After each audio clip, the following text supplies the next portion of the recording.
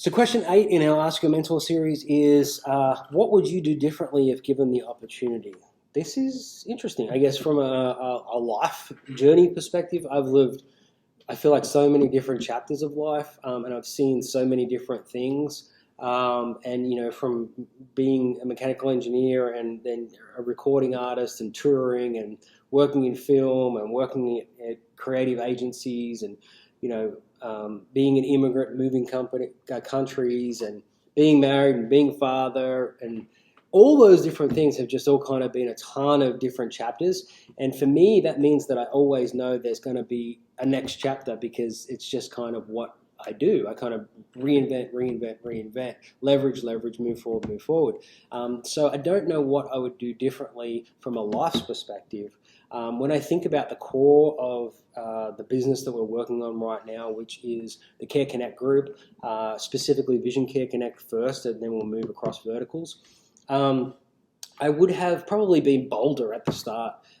We didn't raise money for a while, and we're in the middle of raising a series kind of C+ round right now that'll really help us kind of go to that next tier where we need to be and where we want to be to kind of keep ahead of everyone, move us to a national scale. But I probably would have thought about doing that a little earlier. Now, that doesn't mean that it would have been right or wrong, and timing's kind of everything. But I think I would have pushed us to get to that place a little bit quicker.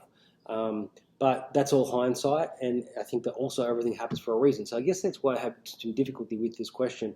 But I guess one other thing is that I would have definitely, I need to be better at asking for help, and that doesn't necessarily mean, financial help or what else could that help me? But just advice, what should I do now? Pick up the phone and speak to someone, and not kind of be such a lonely entrepreneur, because it can get kind of very lonely if you're a solopreneur, as they call them, a single entrepreneur who's building a business.